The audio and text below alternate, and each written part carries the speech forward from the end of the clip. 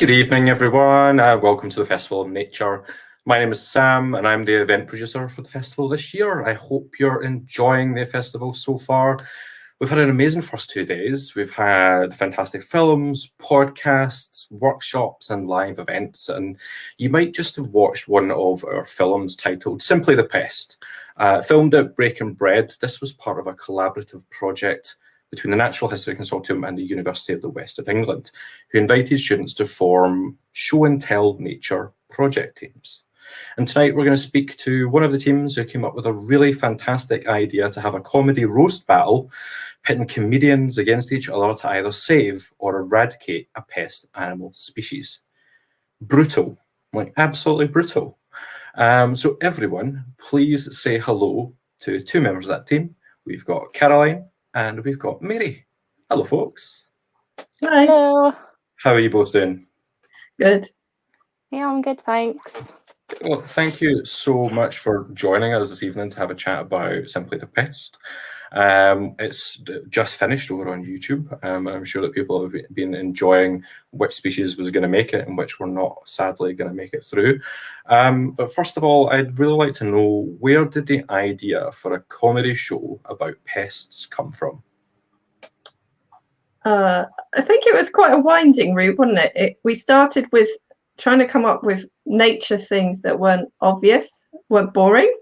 And I was slightly obsessed with seagulls being an endangered species. So it started from there. And then Mary came across a really interesting fact about ants. And I think that kind of started it. So like ants are responsible. How does this fact go, Mary? Yeah, so basically ants and silver-studded blue butterflies work together. So the ants look after the butterfly babies. So if we eradicated ants completely, we'd also lose butterflies. And most people quite like butterflies. So we kind of wanted to find like similar animals that people don't realise are helpful. Probably don't like, and it kind of went from there. So I think it developed into a quiz, and then it developed into like we discovered it would probably be funny. We thought it would be funny in the end. And they're not funny, so we got some help. I never agree when people say I'm not funny. You definitely are funny. Like, you just made me laugh there. It's one of those things that you mentioned, like seagulls being endangered or like ants helping out butterflies. Seagulls never made it into the final lineup though of animals that you chose to include. You chose pigeons, you chose slugs, and you chose ants, as you mentioned, as pests. Why did you choose those three? How did you come to that decision? I think seagulls just got voted out. They were just so unpopular. They just got voted out behind slugs. I'm not sure why we chose them really, but definitely ants, because we just thought there were some good facts about ants, because they're kind of crazy little creatures that do all sorts of interesting things. And then I think we went for the most, like, the things that people would dislike a lot.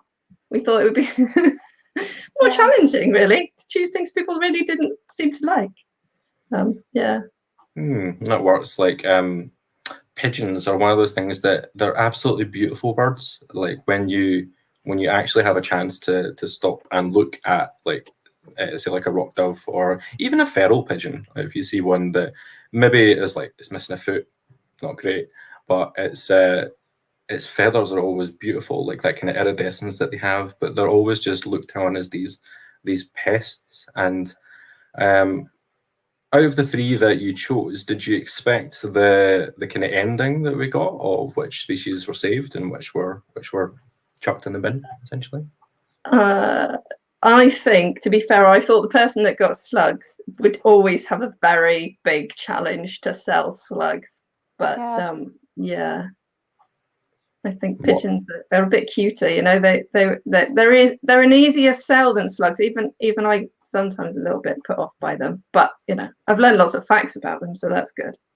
Yeah, I'd second that. I think like there's a lot more bird people in the world, so I think the pigeons did have a bit of a better chance. you know what's going to happen now. Like the Festival of Nature is going to have the invertebrate squads writing in to complain that there's that we're not giving them enough of the limelight. Like, yeah, there's a lot of bird people out there. We're going out live on Twitter just now. If Bird Twitter gets onto that, they'll be very happy to hear that pigeons made it. Invert Twitter, not so much. They'll probably not be so happy to hear that slugs and ants didn't make it through. Now, the thing that I found like absolutely brilliant about this is the idea of this kind of comedy roast battle, but actually using like real like professional comedians. They do it for a living. Like, how did you manage to get like comedians to come and do something like this? Because it was filmed like in the morning, like, during the week, but you had like an amazing roster of comedians like come and take part. How did that all come together? Well, I mean, I chatted with Mary and we were just like, we're not funny. This is going to be, you know, we can't pull this off. So I was aware of Mark Olver. He's a comedian, and I just thought, because I've seen him in the past, I had a feeling he might go for this just because of the type of random person he is. I thought he might just be interested in this. So I went to his website, which was talking about swine flu, and I thought, this is quite out of date. So I looked him up on Facebook and I sent him a message saying, this is what we had planned, which was the maddest message to send anyone. We want to argue about pests and, you know, and he sent a reply saying, this sounds interesting, which had me kind of waiting for a little while going, oh God, is he going to say yes or not? And then he did. And then he said, I can get hold of people to take part. And then he just ran with it really from there. And to be fair, I think the kind of, it started out more like a boxing match kind of theme. That was very much his idea. And then I think by the day it became wrestling. So, you know, that's very much his spin on it. Yeah, I really do get that with him being there with like a big bell. Like it's very kind of like in a wrestling ring style. Before we come on, we were chatting about like the kind of factoids that the comedians talked about when it came to the individual species. Did they know that information themselves? Like, did the comedians know anything about pigeons or slugs or ants before taking part? They might have done. One of them might be a secret slug fanatic, but we did form some little fact sheets that they could kind of pick and choose to get them going. We didn't want to chuck them just find stuff, so we thought we'd help somehow. Well, it seems like they really ran with like the material and came up with some really, really like interesting ways to argue for or against these like three species. So you clearly set them up for like a really good roast battle. So what do you think there's a future for Simply the Pest, like comedy roast battle about different animal species? Like, I mean, I'd go and watch it.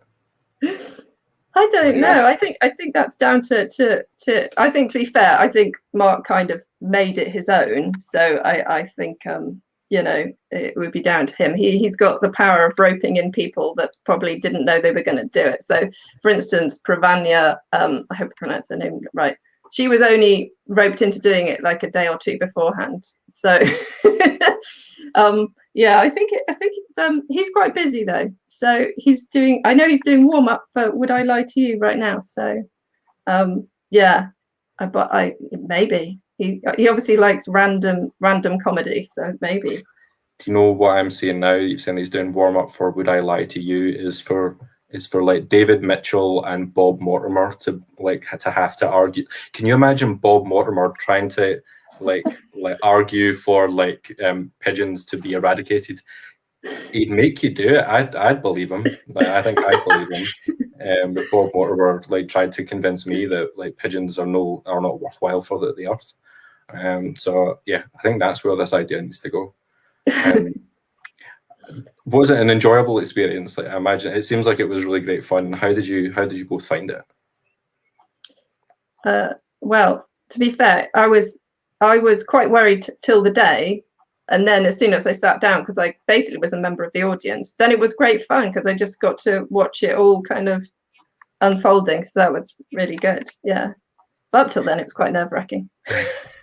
And Mary, you weren't able to be there on the day for the filming as well, so you had a kind of different experience as part of it.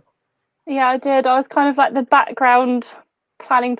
I mean, you might disagree with me, Caroline, but I think I was like the calm, it's going to be fine. I was like the motivational speaker of the group because I couldn't be there. But plus, I was involved. Mary did all the organising and stuff, didn't you? It's like anytime we'd say we need a slide or a thing, Mary go, "I've done it." And we were like, "What? You did it just then?" So she was a great kind of like, you know, go-to person for getting little jobs done that always needed doing that the rest of us would have taken a week to do. So it's definitely a team effort. Yeah, definitely. I think we were quite lucky. I think our group gelled quite well. So hopefully it shows in how the final products come together. Well, I can only say that it clearly has worked, because like the final film and like the final bit of kind of science communication that you put across in a really novel way is just so fantastic. Like it's a completely different way of engaging with a subject, and I absolutely loved watching it too. So thank you, Caroline and Mary, for coming to have a chat with us today. And thank you for putting together a really, really great piece of content that I'm sure people are going to love to watch over the coming days and coming weeks. If you haven't watched it already, you can watch Simply the Pests at that link at the bottom of the screen over on YouTube. It's up there for anyone to watch, and it will be up there indefinitely. So do go and give it a watch. It is really, really great fun. Before we go, please do check out everything else that's going on with the Festival of Nature. We're running up until the 12th of June, and we've got events every single day between now and then, whether it's podcasts, pre-recorded films, live streams. There's something for everyone in there. We'll be back again tomorrow with another really great lineup of events for all ages. Thank you again, Caroline and Mary, for coming to have a chat with us. And until next time, folks, take care.